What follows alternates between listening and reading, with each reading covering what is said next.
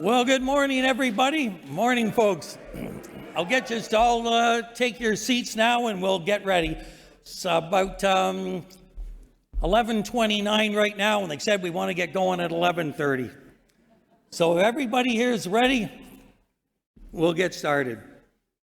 Ladies and gentlemen and friends who have come far and wide, I want to welcome everybody here today as we celebrate Paul's service here at Norval United Church and the time that he's been here in the community over the past 30 years.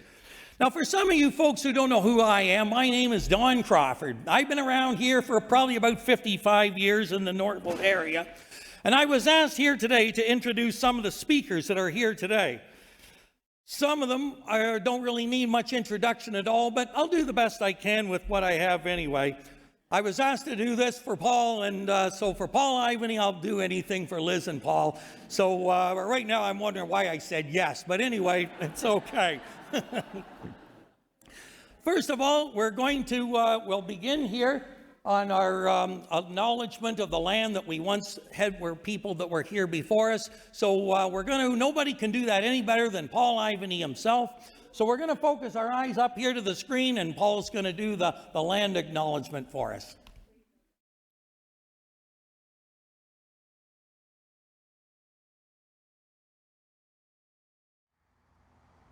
On October 29th, 1818, the Crown signed Treaty 19, the Adjutants Treaty, with the Mississaugas First Nation. The leaders from that First Nation were Adjutants, who is chief of the Eagle Tribe, Wegishegomen of the Eagle Tribe, Kawakitakubi of the Otter Tribe, Kabibonaiki of the Otter Tribe, and Pagatanikwatoibi of the Otter Tribe.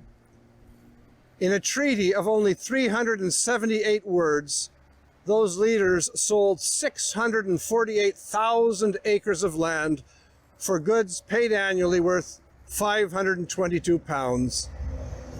That land today encompasses Brampton, Milton, Halton Hills, Caledon, Erin, and other communities. You can't help wonder if they were taken advantage of by the Crown. We pause to remember that First Nations peoples walked this land for thousands of years before the Europeans arrived, and we acknowledge the traditional territory on which Norval United Church stands today. We commit to respectful relationships with our Indigenous neighbors, and we accept our responsibility to walk without harming anything.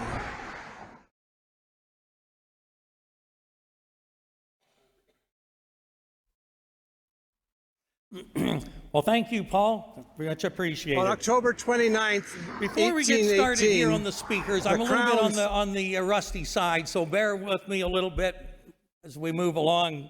But before I get started here, I was talking to a good friend of mine, Paul Laidlaw, this morning. I said, you know, Paul, I said, you've known Paul Ivany a lot longer than I have. We know that Paul, as an older guy, has just been a great guy. But what was he like when he was a bit of a younger guy? Do you know, Paul? He said, to be honest with you, Don, from what I've heard, he was a bit of a rascal. I said, really? I said, you know, it's funny. Norval United Church was always known for the Norval Chicken Barbecue. Back in 1972, it was held down at Winston Churchill at Maple Lodge Farms. People came for miles around to enjoy the chicken dinners, and then the pies after. They were always $8 a pie. People could buy a pie and stay there or bring them home, whatever worked for them. And then in later years, as many people weren't coming quite as much, they moved up to Huttonville Public School. When they moved up to there wasn't quite as many people coming. And when Paul came about 30 years ago, they thought they would put Paul on pie duty to try and get the sales coming a little bit better.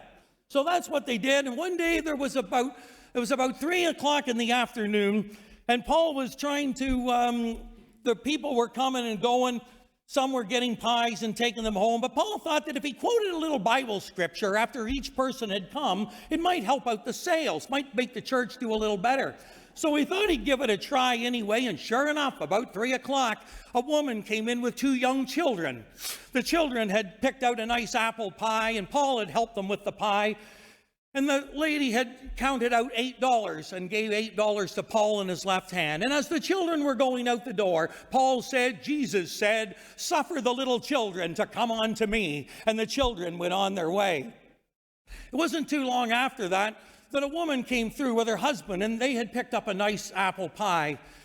Obviously, Paul said he could see that the woman had a bit of a hard life, and as she counted out the money, she gave Paul the $8 for the pie in his left hand. And as she was heading out the door, Paul couldn't think of a scripture reading at that time, but he said, "Oh, dear woman, may you go in the love and the peace and the fellowship of the Holy Spirit as you travel on your merry way." And the woman went on her way. Well, about later in the afternoon, as the sun was kind of setting down, people had come and gone, a lot of them, but somebody had said, "Who's this guy coming in the lane?" Into the lane at Huttonville Public School came a great big long limousine. The license plate on it said Dallas, Texas, USA. This great big Texan got out. He stood about 6'4". He had a gold necklace on his neck and gold rings on his fingers. You could tell this guy was well off. He said, "Are you Paul Ivany?" He said, "I understand you've got great quality pies here at Norval Church." Paul reassured him that he had come to the right place. He said, "Now the pies are all here. They're all fresh baked by the women here at Norval, and they're all ready to go. And they're all valued at $8 a pie."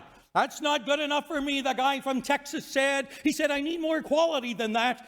What about the cherry pies just over here?" Paul said, "They're fresh baked. They're all ready to go." And he said, "And here they are." "And how much are those pies?" the man asked. Well, again, he said, "They're all valued the same at $8 a pie." "That's not good enough for me," the guy from Texas said. He said, "I need more quality than that." And he was just about ready to turn and walk away when Paul said, "Well, what about the blueberry pies just over here?" "Well, what about them?" He said. Paul said, "They came from the Okanagan Valley in BC. They were trucked in last night. The women have baked them up. They're all ready to go. And here they are now this morning. Here they're ready for you." And he said, "And how much are those pies?" Paul hesitated just for a second. He wasn't sure what to say, and he said, "They're $25 a pie." $25 a pie. He said, "I'll take them. I'll take 30 pies. With a little smile and a grin on Paul's face, he orchestrated some people together. We carried the pies out to the limousine. I put some in the trunk, some in the back seat, some on the front on the floor, and we shut the door. As the man was counting out the money to Paul, it came to $750 in his left hand. As we were waving goodbye and wishing the man all the best, Paul quoted the scripture, "He was a stranger, and I took him in."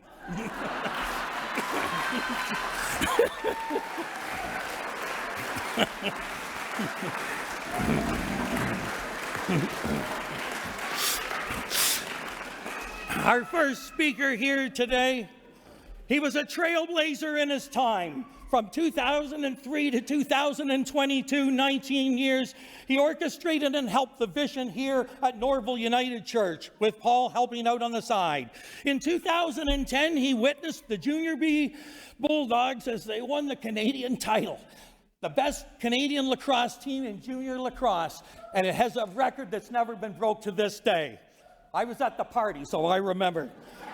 In his time and his commitment here in Halton Hills, he has made this place for many of us here as a wonderful place to live. The church that we're in here at Norval is one that we'll always remember for a long time. Ladies and gentlemen, please give a warm welcome to the former mayor of Halton Hills, ladies and gentlemen, Mr. Rick Bennett. Very good. Take it away, Rick.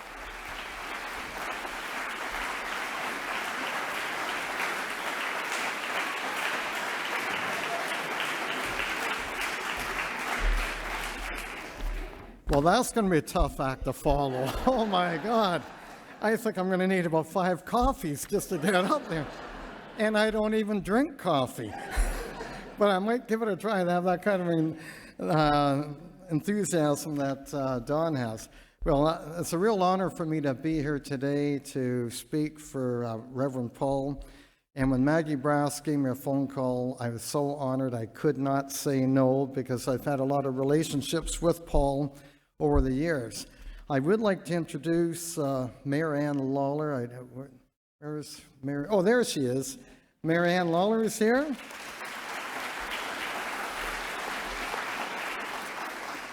And Councillor Jason Brass.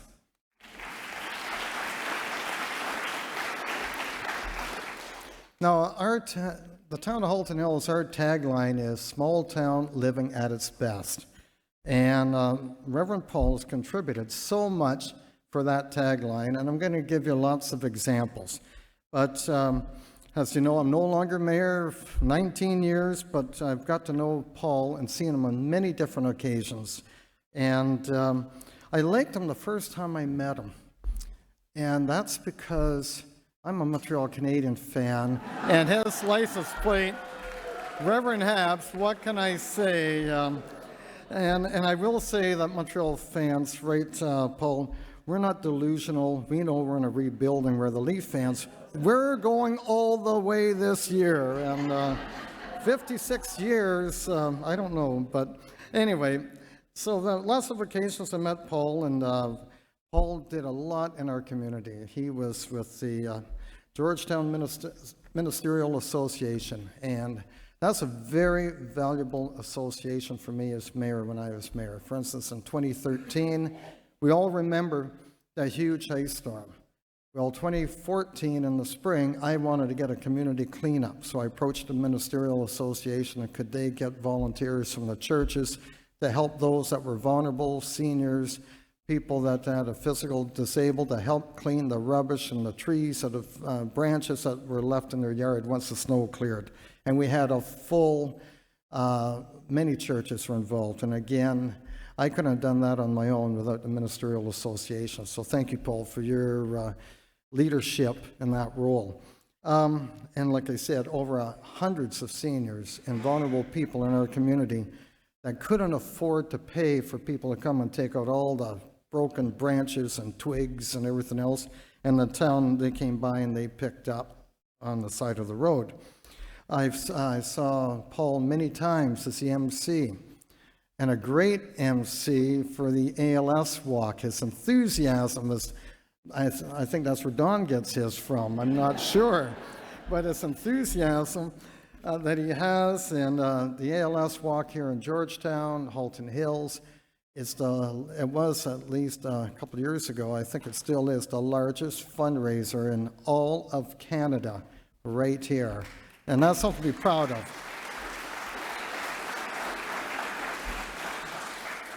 And Paul is a man of many talents. I'd be at the Salvation Army kickoff, and here'd be Paul with his Santa hat on and his band, and they'd be playing Christmas songs as the Salvation Army would have their kickoff. Reverend Paul served our community as a chair of the Norval Community Association for a couple of years. So that's a little bit of political slant that you ended up, because Norval is very political, believe me. For a little village, they speak louder than the whole town put together at times. Also, he participated in Light Up the Hills, and he was on the Georgetown Hospital pastoral team. And after elections, we'd always call it the inaugural meeting of council. So after an election, the new mayor or councilors, we have the pomp and ceremony, and I've asked Paul many times to come and say the invocation prayer. And believe me, when you're on council, you need all the help you can get, believe me. Paul also was involved with a group on the suicide prevention, and he phoned me up one day. He says, could I arrange something for your staff? Absolutely. And him and Tim Dixon and a few other people came, and all of our staff, took a seminar, and 3 hours had guest speakers and everything else, just to look for signs of a neighbor, a family member, or a coworker that might suffer depression, and you might not know the signs, and this helped. And who knows if that saved lives? You never know. But at least if somebody felt depressed and they were ready to end their life, we had all our town employees, all 300 of them, take this course just to look for these signs. So that's something that, again, I thank you, and it was a benefit to our town community, our town council, and our members. Now, but as one of the biggest contributions is Bruce McLean here. Where are you? Stand up, Bruce. Oh, there you are, way at the back. Welcome, Bruce. So, Bruce McLean was a town planner. Now you can applaud him. But anyway, Paul approached me, and then I put him to Bruce McLean, because he was at a crossroads for this congregation. Do you try to expand into Brampton, but then you might lose your identity, if you will? And then eventually it focused more and more on the Fernbrook lands, which this is the developer's land.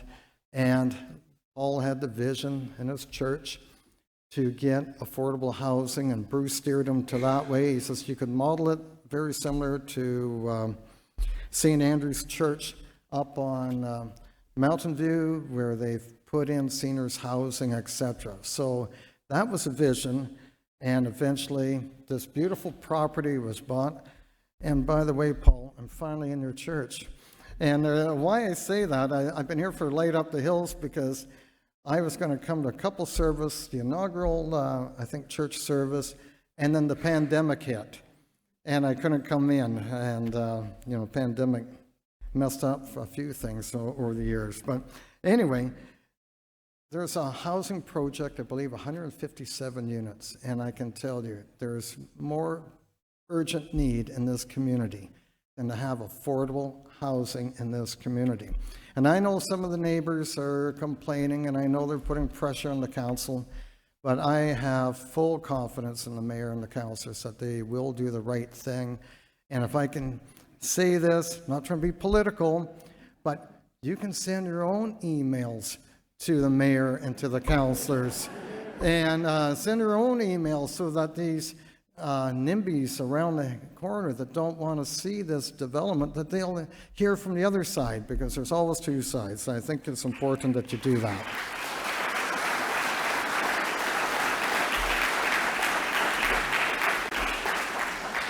So, sorry, Don, when you get a ex-politician up here, sometimes they don't know when to shut up. But anyway, Reverend Ivany, Paul, you've left a tremendous legacy for your 30 years, and many things that I mentioned. Your energy, I want to thank you for your energy, your compassion, and you've helped make the town of Halton Hills that small town living at its best that I mentioned at the beginning. Now, Jean Perrette once said, "Retirement, it's nice to get out of the rat race, but you have to learn to get along with less cheese." And so, true, I think, because I'm just retiring. The paycheck's not as big as it used to be, so I'm having less cheese. Anyway, all the best to you and Elizabeth, and may you have many happy years and a good and healthy long life. Thank you so much for what you did. Thank you.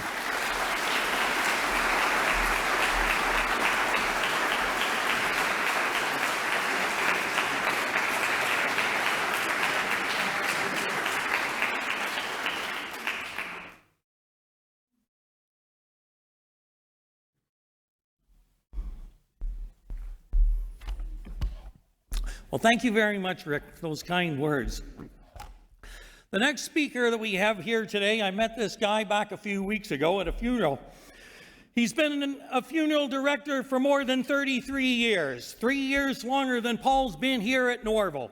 He knows the 23rd Psalm like the back of his hand, and he's walked through the valley of the shadow of death. His favorite wrestler in the World Federation of Wrestling, the WWE, is The Undertaker. He's good friends with Paul, and he's been a pillar of our community and worked with many families as they've gone through their times of trial and error. Ladies and gentlemen, it gives me a pleasure here today to introduce to you from Jones Funeral Home on Trafalgar Road, Mr. Toby Chisholm.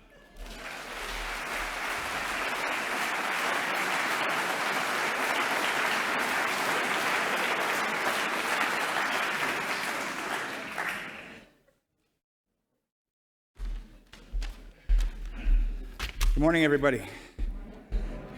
First off, I know it may surprise a lot of you. I'm terrified up here. I can talk to one-on-one to any one of you, but when I was asked to say something for Paul, I couldn't say no, okay? A lot of this I'm just going to be reading. But as mentioned, I started here back in 1990. Not long after that, we started hearing about this new minister down in Norval with really great hair. I mean really great hair. If memory serves correct, I think he was part-time minister, part-time shampoo salesman. I could be wrong, don't quote me. But it didn't take long after he started doing a few services for members of Norval United Church that we realized we had somebody special here. And we started to call on him more often for other families that didn't have a church affiliation in town.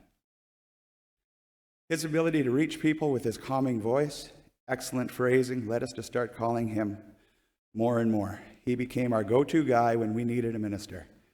It is with great pride that I stand here today and thank you and honor you, Paul. As we reflect on everything Paul has contributed to the community, it's clear that his impact extends far beyond the walls of this church.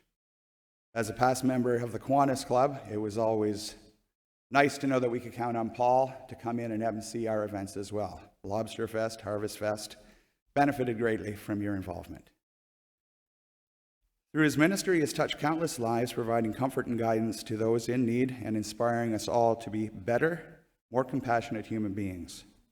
Paul has been a pillar of strength and wisdom for our community, leading us through times of joy and sorrow, and always reminding us of the power of faith and love.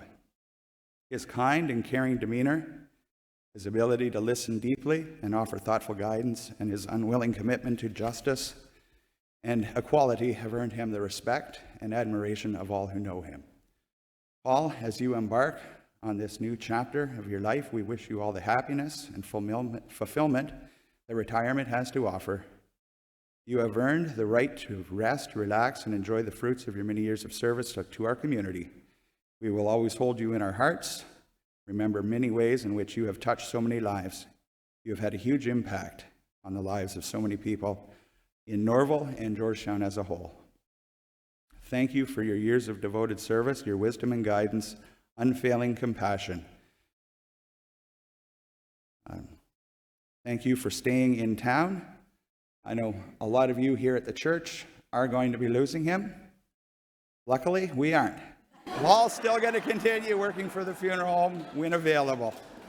We'll try not to keep you too busy, but thank you very much, and that comes from everybody at the funeral home. Okay.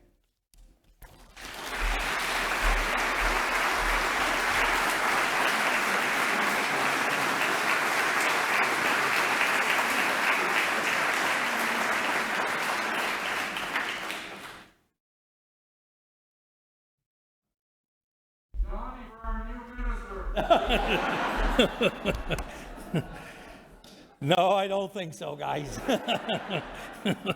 Once in 10 years is enough of this, I'll tell you.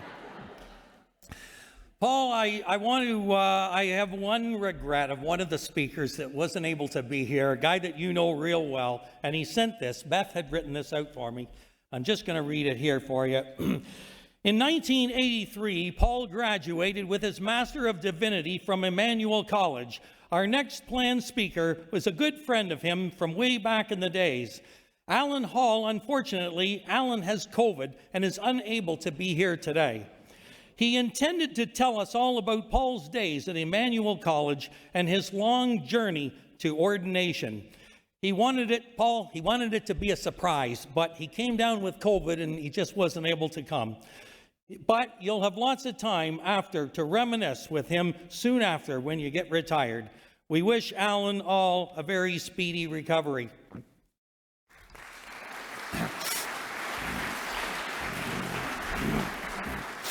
I thought I'd give Al a call last night myself. Al, what's going on? I'm like, anyway, no, he couldn't make it. But I said, tell me this, Al. I said, did Paul ever have any regrets in his life when he was a younger man? Well, actually he did. He had one. Back in about 1984, when Liz and Paul were going to be getting married, Liz really wanted a new fur coat, and Paul couldn't get it. But it came along, this is what happened, how he got it. Since all her friends have got one, my wife Liz, she wants one too. A brand new fuzzy new fur coat, and nothing else will do. She said she'd look real classy and make Paul proud of her if only he'd break down and buy her that brand new fur. Now, it put Paul to a lot of thinking, just how could he swing that kind of a deal? Lord knows he can't afford it, and he's much too scared to steal. But But the problem soon resolved itself, just like a bolt right from out of the blue. It just jumped right out in front of Paul on Highway 402. That big old German shepherd ran Paul's car he didn't see. Now his soul is in dog heaven, but his hide belongs to me. For 6 weeks in the basement, Paul worked late most every night. It was mostly trial and error, but he finally got it right. He put it in a cardboard box and took it upstairs to her. Why, she was tickled plumb to death when she saw that fuzzy new fur. Now, she's got her fuzzy new fur, and it goes all the way down to her knees. But she's been complaining lately that her closet's full of fleas. Now, if she don't know that Paul knows what's wrapped around her tight, she's really putting on the dog when she goes out at night. But Paul had said that Liz has been feeling awful depressed around here lately since he backed the car over their cat. But she'll feel a whole lot better when he gives her that brand new hat.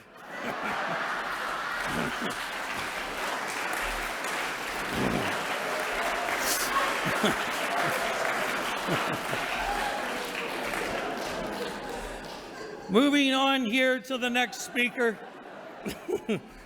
For several years, Paul was a very active member of the Parkdale Rotary Club. We welcome his friend here today who's going to be saying a few words. He is retired from his position as the superintendent here for Halton Hills Catholic District School Board. It gives me a pleasure and an honor to introduce Paul's great friend, John Foto. Here he is.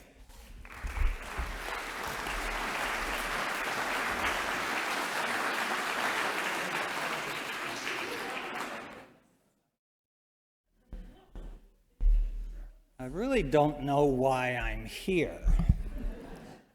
You see, I'm from Burlington, not Georgetown, or Halton Hills, but I have a daughter in Halton Hills, so I guess that sort of makes it. I'm a Toronto Maple Leaf fan.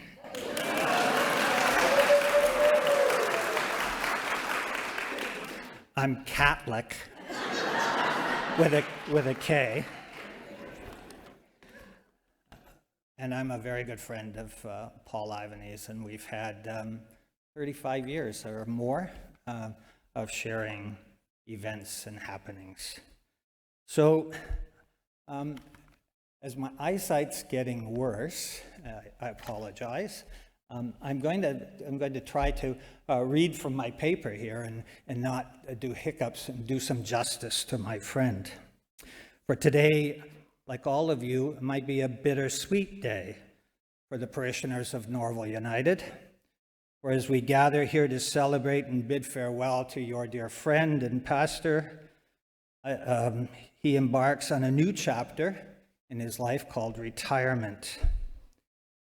It is a moment that is filled with mixed emotions as I reflect on the incredible journey I have had and shared with Paul over these past 35 years. Paul and I, our paths crossed at Parkdale Rotary Club. That's downtown, Toronto way, when we were both sort of living that way. And it was around 1990 when we discovered not only a shared passion for service, but also for seeding lifelong friendship. Over the years, that friendship blossomed, and we had the privilege of witnessing beauty and fellowship, camaraderie with our Rotary friends that is still fostered. Together, we cultivated numerous friendships and contributed to making our community a better place. My fingers won't work to turn the page. That's called arthritis in age, too, in case none of you have ever experienced that. Now, there was I got to tell you a little story here, only because others have tried or have told stories, but theirs were probably better than mine. But it might go like this.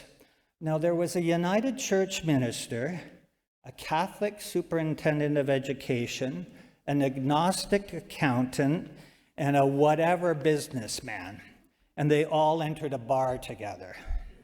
They sat down, because the Blue Jays were winning, and they were winning big. And at that time, we thought, you know what? We should do some fundraising around here. This is an opportunity. So we sat at the bar. We first ordered a drink. We sat with our napkins in front of us and tried to draw a blue jay. Didn't work so good. Our birds looked like crows or turkeys or chickens, but they didn't look like blue jays. And then this wise old pastor stood up and said, "Would you guys just pay attention? It's a blue jay." So that's how it started.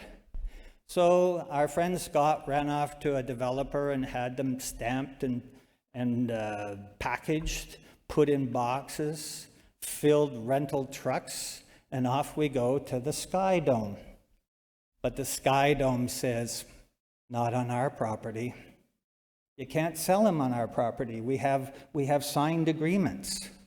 Well, that didn't sit so well for us. So I issued a press release to and put on an embargo on it, an embargo date, which meant that it couldn't be released. And we're going to publicize that the Toronto Blue Jays were opposed to helping women found in family violence. Because you see, these Blue Jays, the money was going to be raised for a women's shelter. Well, it didn't take long, and all of a sudden, the Blue Jays thought this was a good idea. The Jays could be sold in the Sky Dome. And there we went about and made thousands of dollars for the Redwood shelter. And that's thanks to Paul. But our time extended beyond Rotary. Paul and I discovered another common love, a love for opera. For a quarter of a century, one by one, two by two, we became regular attendees at the COC, immersing ourselves in enchanting melodies, dramatic stories, and the sheer magic of stage. Our shared passion for this art form deepened our friendship and created memories that will last forever.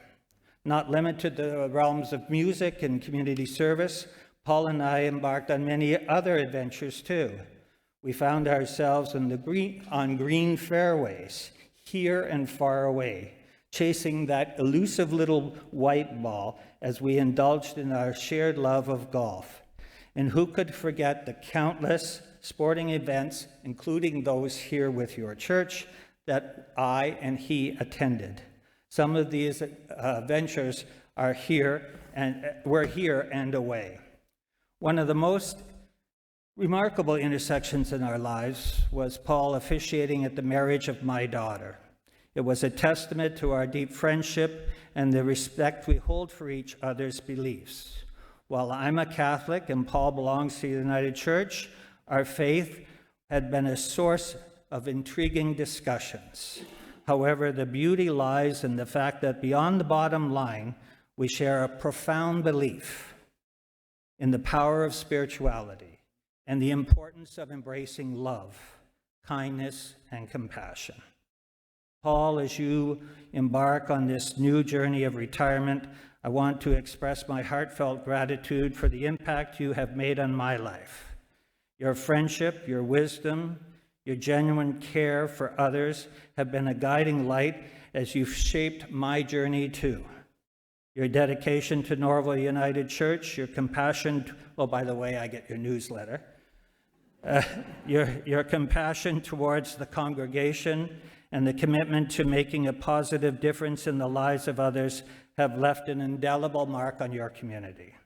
As you step away from your role as spiritual leader, I am certain that your influence will continue to be left on the lives of those you have touched. Your legacy will be one of love, understanding, and an unwavering faith in the goodness of humanity. Today, we celebrate not only your retirement, but also the extraordinary membership that has forged over the years. While we bid farewell to you in an official role as minister, we know that you will stay connected to your friends, and that will endure. Paul, may this new chapter of your life be filled with endless joy, relaxation, and fulfillment. May you find renewed passion in pursuing your interests, spending time with Liz and your daughters, and your nurturing, and other guys there too, and that I haven't met, and nurturing your own soul.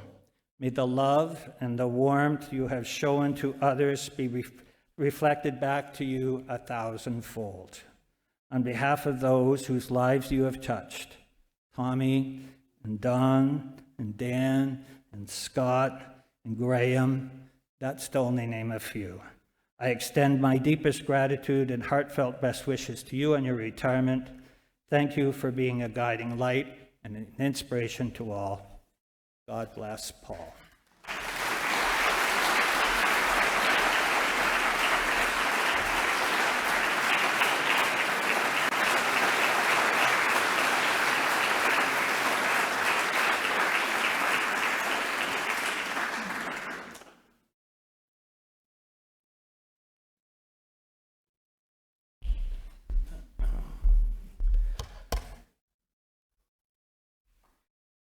Thank you, John, for those kind words.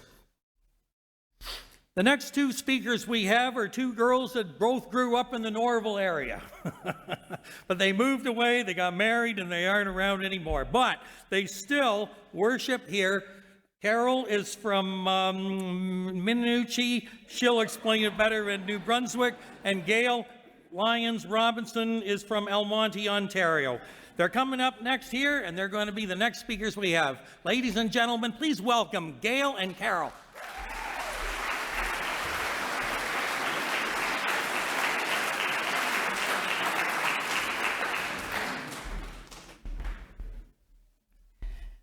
So, walking up here, all I could think of was how competitive Paul is with all these Montreal Canadiens stories. So Carol and I have heard a lot of this competitiveness, so I just wanted to let you know, this one time, Shane, who's a huge Montreal fan, he liked to amuse himself by scaring every Maple Leaf fan he saw strutting down the road in their obnoxious hockey jerseys. Shane would swerve his van as to hit them, then swerve back, just missing them.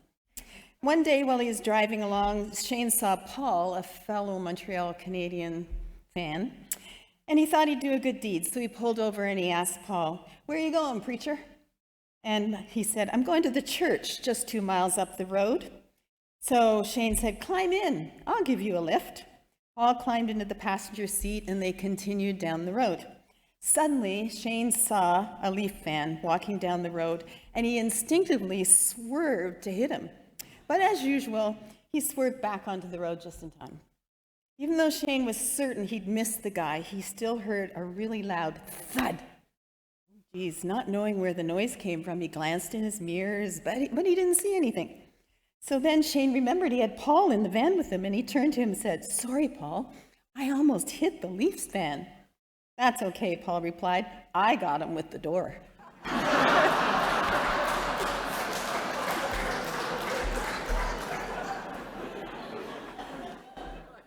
And that story sort of reminded me of when Gail and I were superintendents of the Sunday school years and years ago. We asked Paul to come and speak to the junior class. He's a Montreal Canadiens fan, so he asked the children, the young 5- and 6-year-olds, to raise their hands if they were Canadian fans too. They really didn't know what a Canadian fan was, but they wanted to please Pastor Paul, so hands were going up. Except for one. A little girl in the back named Gail had not gone along with the crowd. Paul asked her why she decided to be different. "Because I'm not a Canadiens fan," she said. Then Paul said, "Well, what are you?" "Well, I'm proud to be a Toronto Maple Leafs fan," she boasted. Paul was a little perturbed now. His face was just a little bit red, and he asked Gail why she was a Leafs fan. She said, "Well, my dad is a Toronto Maple Leafs fan. My mom is a Toronto Maple Leafs fan. So I'm a Leafs fan too. Paul is angry now and says, that's no reason. What if your mom was a moron and your dad was a moron? Would you be a moron too? So Gail paused and thought, and then smiled and said, no, I'd be a Montreal Canadiens fan.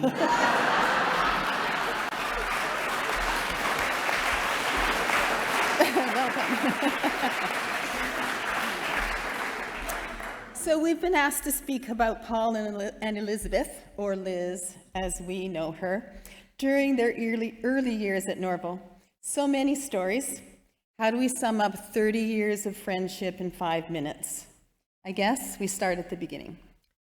So, thinking back, one of my first introductions to Liz was at their home on Harold Street in Brampton before Jillian was born.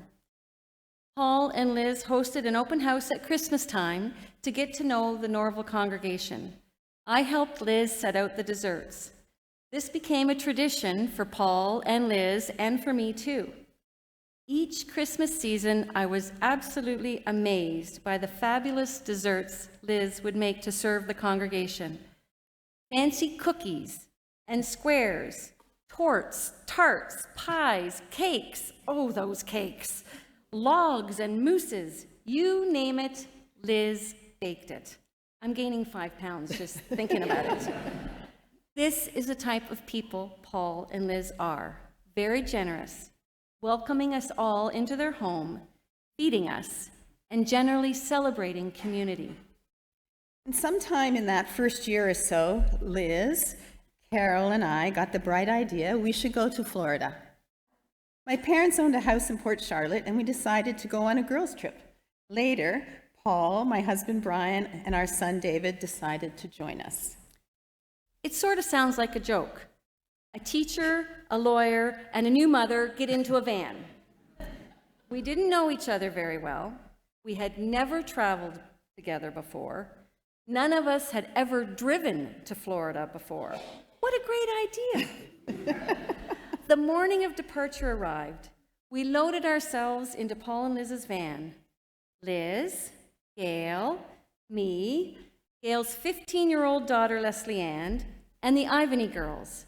Kimberly, 5, Lindsay, 2, and Jillian, 3 months old. This was in the days before GPS, before personal cell phones. What could possibly go wrong? We were armed with a road map, an address in Port Charlotte, and a jam-packed van. We headed off west towards the border at Detroit and the I-75. We were making great time. It was March, and the road was only a little snowy. Leslie Ann was entertaining Kimberly and Lindsay. Gail was navigating. Liz was driving, and I was sitting beside Jillian watching her sleep. I think we even broke into song a few times because we were on an adventure. We made it to our first stop to gas up, switch drivers, and take care of business. Liz asked me to hold Jillian as she went into the rest stop with the other girls. Sure, no problem. Then, what's happening, Jillian? Throw up, down my back, down my front. No problem, just a quick wipe and back on the road. A very few miles later, an emergency stop for Lindsay.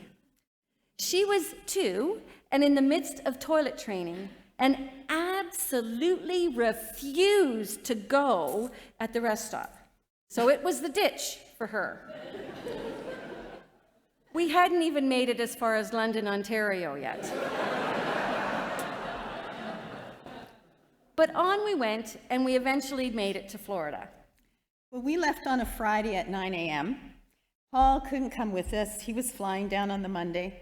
My son David had an exam, so he and Brian left at noon on that Friday to head to our meeting where we were going to stop for the first night. We girls had a 3-hour start. You know all the stops Carol talked about? Brian and David even ran out of gas in Detroit and still made it to the hotel 3 hours ahead of us. And on the way down, I was really quite nervous. Cooking was not Carol's and my favorite pastime. We were not looking forward to cooking for 10 people for a whole week. Whatever would we make 3 times a day for 7 days? When we arrived in Florida and unpacked, Liz brought a couple of boxes into the kitchen. She looked a little sheepish and then almost shyly stated that she liked to cook and brought her own knives and a few cooking things. Did we mind? Gail and I looked at each other and went, yes! We hit the jackpot. Liz likes to cook. So when Paul arrived, he mentioned he had to go to the department store because he forgot to pack underwear.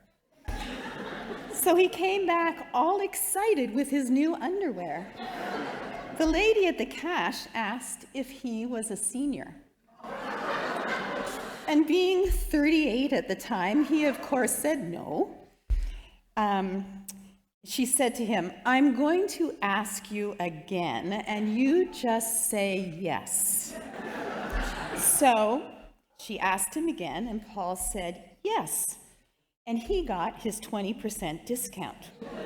So he came home, he described the cashier to me, and I went back the next day.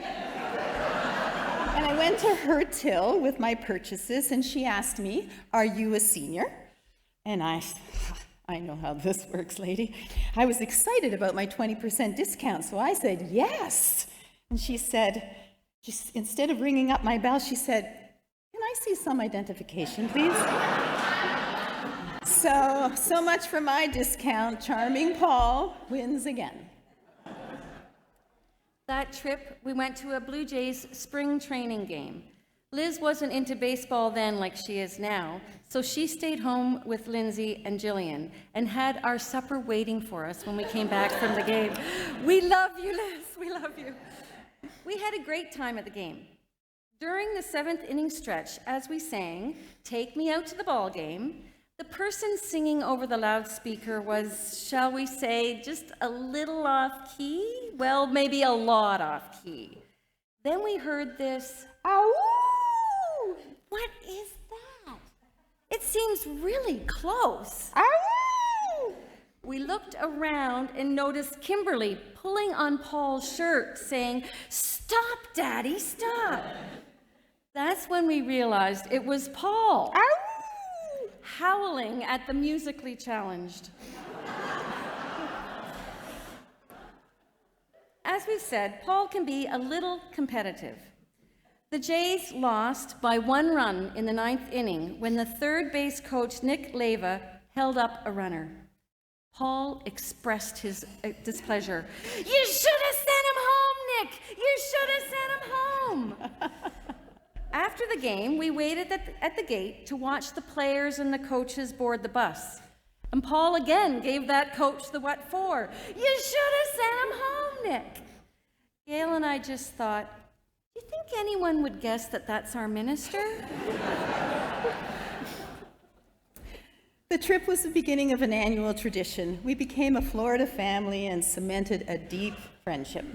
We went to Sharktooth Beach, played in the wading pool in the backyard, went to Disney and Universal, sunbathed, got sunburnt, read books, ate Liz's delicious cooking and gained weight, walked, talked, played endless games of Uno and Countdown. We laughed, cried, shared, and became part of each other's lives. The last day of our vacation in Florida, my dad phoned and told us, knowing my dad ordered us to pick and bring home all the oranges and grapefruits from the trees in the backyard. So we dutifully stripped the trees and loaded up our car, but they didn't all fit in Brian's and my car, so we piled the extra bags of fruit into Paul and Liz's van. I drove home with Paul and Liz, and along the way, each time Paul hit the brakes, the grapefruit would roll to the front of the van.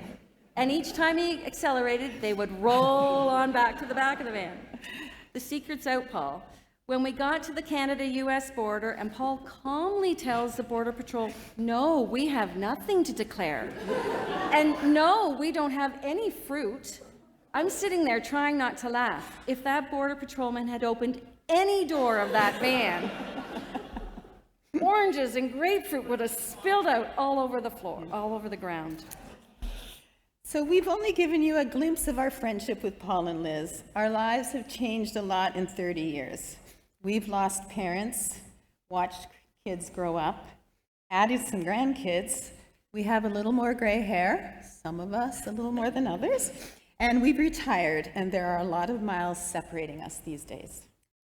We don't get to see each other in person on a regular basis anymore, but one thing has not changed: our love, respect, and support for one another. Thank you, Paul and Liz, for being such cherished friends. We love you, and we wish you the very best as you enter this new phase of your life.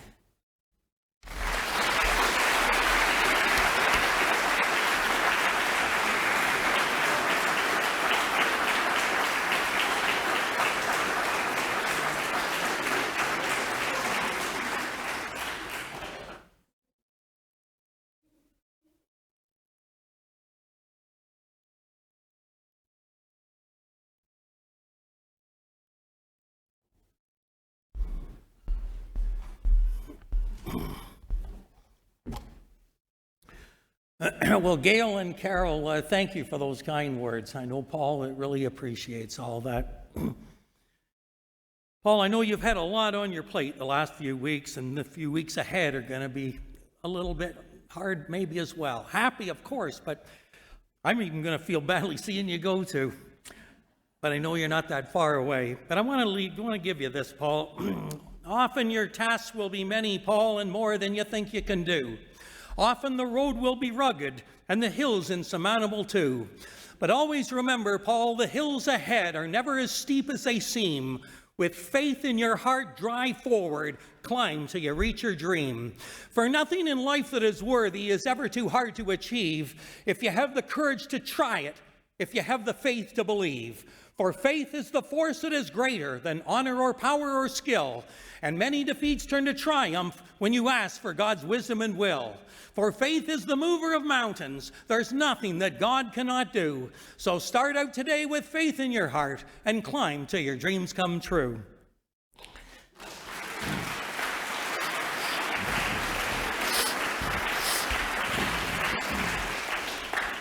The last three speakers here on the list, Paul, don't need any introduction at all. There you are, yours and Liz's finest possessions and your greatest assets of all. Ladies and gentlemen, please give a warm welcome to Kimberly, Lindsay, and Jillian.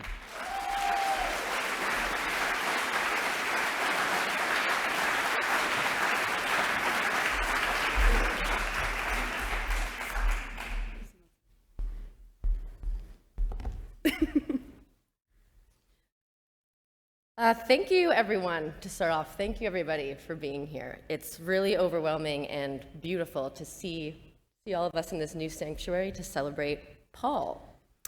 And yes, if you didn't already know, we're Paul's daughters, and our sister Lindsay is here too today. But yes, Paul, to us, is better known as Dad. So you go to write a speech for your dad on his retirement. It's a very surreal thing to do and very difficult to do. We could undoubtedly write a book about our dad's leadership and influence at Norval United Church. And like Carol and Gail said, to somehow put that into a 5-minute speech feels very impossible. So we'll share what would be some of the special pages from that book. And yeah, we're honored, Dad, to be standing in the middle of this crowd in celebration of you. So we'll start with a few memories. Sunday mornings were always synonymous with church for us. That was never a question, just a natural rhythm of life, as it was for both of our parents in their youth. Dad would often leave early in one car. We'd go with Mom in the other car. I recall so many Sundays being in the basement of the old Norval with my dad. The two of us, the last ones there, making sure all the lights were off before we drove home. In the old days of Norval United Church in the late 90s, back when we'd still wear dresses to church, we'd go down, after church, we'd go down the street to the old restaurant for brunch. It was called the Chateau, I think, yeah. It's now a convenience store. But we would go with the Robinsons, with Ruth and Clark, with Carol, with Bill Laidlaw, many Laidlaws, and many more Norval United Church members who have passed on.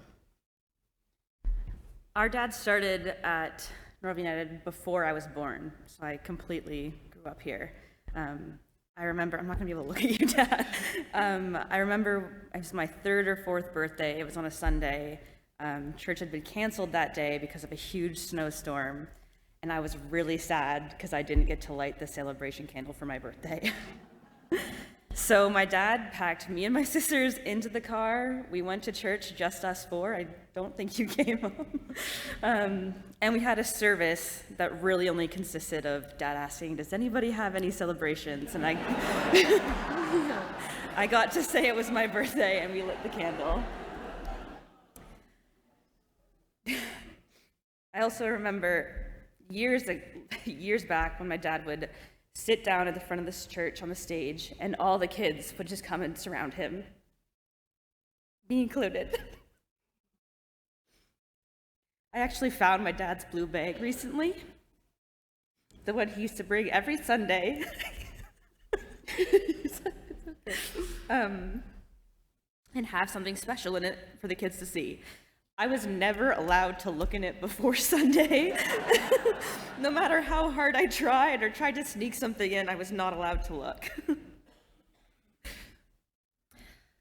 Christmas Eve, through the years, was also synonymous with church, but like serious church.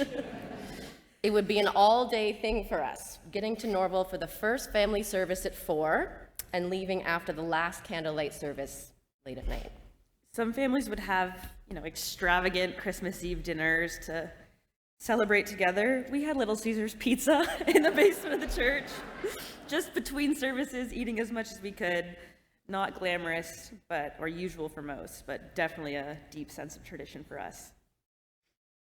It was already mentioned, but I was thinking a lot about that Christmas Eve blackout in 2013, that year of the ice storm. All the planning and the organization that went into Christmas Eve out the window. My dad was actually on TV because everything had been canceled. With no heat and no light, hundreds of people gathered in that tiny little basement just to hear the story and be together. And throughout all of this, we never heard our dad practice a sermon.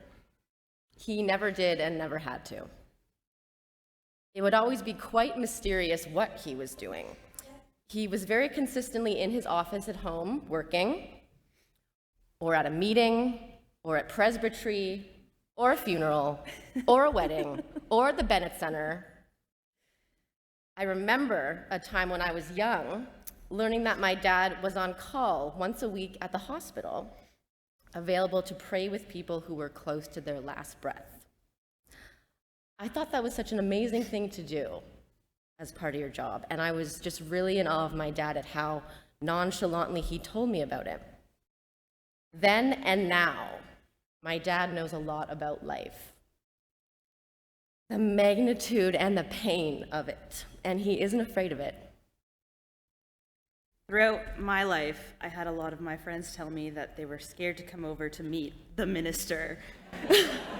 Really nervous about how to act, be there for dinner, and I was never really able to wrap my head around that because, of course, when those nervous friends came over, all the fears were gone because they met Paul. In writing this speech, I also remember this time at a community event where someone asked to shake my hand because I was Paul's daughter. Through the years, it's been uniquely hard at times to be the minister's kids. People you don't really know automatically know your name and your story. It can come with a lot of assumptions about you, and your dad is giving a lot of his time and emotional energy to the community. One of the first things that came to mind for me, learning of my dad's retirement, is that we'll be able to stay home on Christmas Eve. And sounds funny, but I'm just really excited to enjoy that day together as a family. And as a minister's kid, you might also think that my dad showed me and made me walk one path of faith. That is not the case. I am so grateful and lucky to say that my dad's faith has never made it hard for me to be his daughter. Even his faith in the Habs, okay?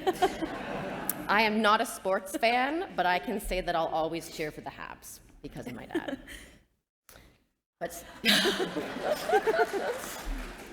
But seriously, he never made me believe anything. He made room for questions and doubt. He prayed at home in his own way. He quietly encourages me in my own deconstruction journey today and delights in it. I am also fiercely proud of my dad. Proud of you, Dad, for standing up for the rights of the LGBTQ community, for Indigenous rights, for celebrating the power of people to choose what they believe in, and for going against the grain in your work when you felt it was necessary to do so.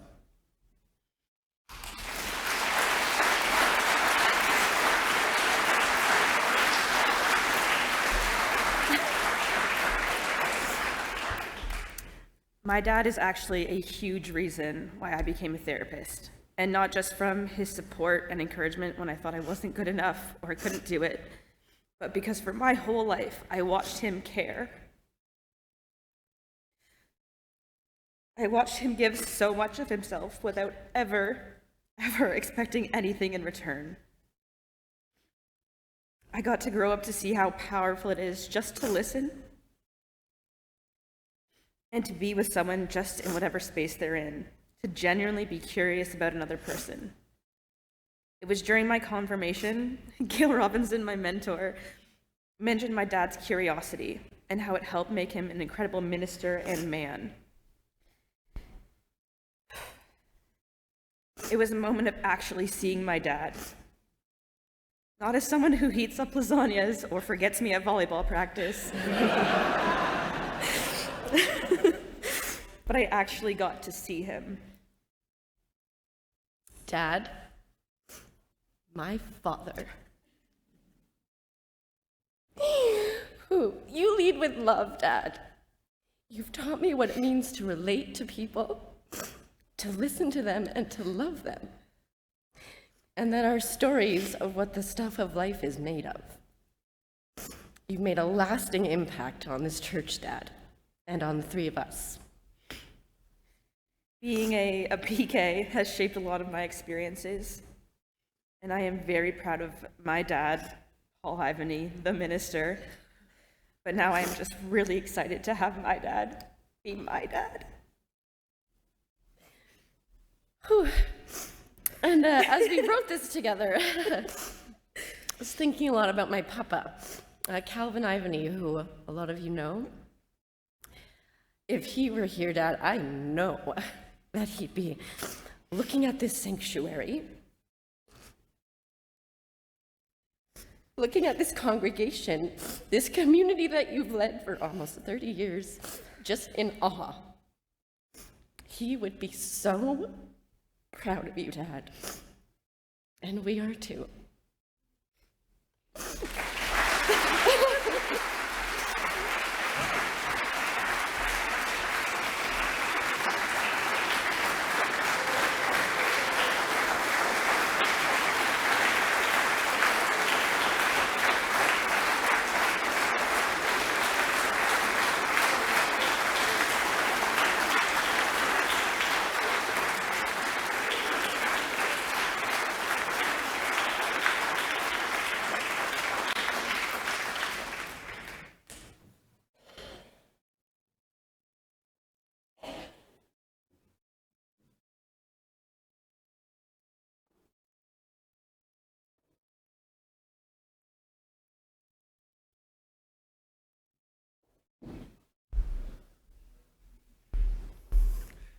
Well, thank you very much, girls. That was just lovely. Really appreciate that. Well, those are the last 3 speakers here that we have, so my job is almost on its way too, which is good. I want to thank everybody here for attending here today, and I invite you all to go outside now for lunch after, and remind you all to sign the memory book. If you haven't already, make sure that you sign the memory book before you leave, and invite them to return at 10 o'clock on Sunday morning, tomorrow morning, and for the worship service, and to hear a lot more about Paul's contributions and over the last 30 years of his time here at Norval Church. Paul, I'd just like to say that the legacy that you've left here today will never ever be forgotten. We will hold the torch. We will make sure. We'll keep things going, and we'll be in touch for sure. With all the people that we've had here today, it reminds me very much of the bridge builder. An old guy like Paul, like Toby, like the other guys that have helped to build the church and go on to doing the work that it has to be. An old man going a lone highway came at the evening cold and gray to a chasm vast and deep and wide, which virtually flowing was a sullen tide. The old man crossed in the twilight dim, and that sullen stream had no fears for him. But he turned when he reached the other side and built a bridge to span the tide. "Old man," cried a fellow pilgrim near, "you're wasting your strength in building here. Your journey will end with the ending day. You never again will pass this way. You've crossed the chasm deep and wide. Why build your bridge at the eventide?" The builder lifted his old gray head. "Good friend, in the path I have come," he said, "there followeth after me today youths at Norval whose feet must pass this way. This chasm that has been not to me, to those fair-haired youths may a pitfall be. They too must cross in the twilight dim. Good friend, I am building the bridge for them." Thank you, Paul, for all the bridges and all the work that you've done over the years. Now I wish you all the best on your retirement. To wish you every happiness upon your retirement day, and hope that all the best in life will always come your way. And hoping, too, that clear blue skies and only sunny weather will travel with you, Liz and Paul, for many years together. Thank you very much.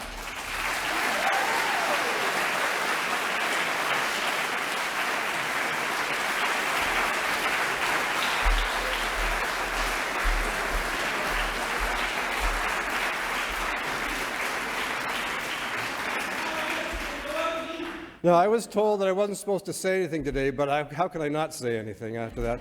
I feel like I've been to my own funeral today.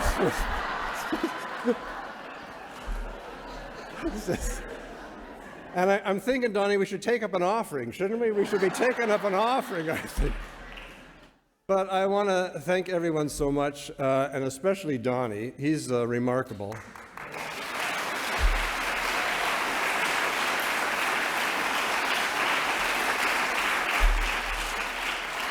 I've heard from the dairy farmers of Ontario that his cows give the best milk because he goes out every morning and talks to them and tells them to produce. But I am deeply touched, folks, that you would come and spend this bit of time together. It means so much to me and to Liz. And I can't say too much because I'm like Bill Laidlaw. My kidneys are near my eyes, and so I have to be careful. But thank you so much for being here today.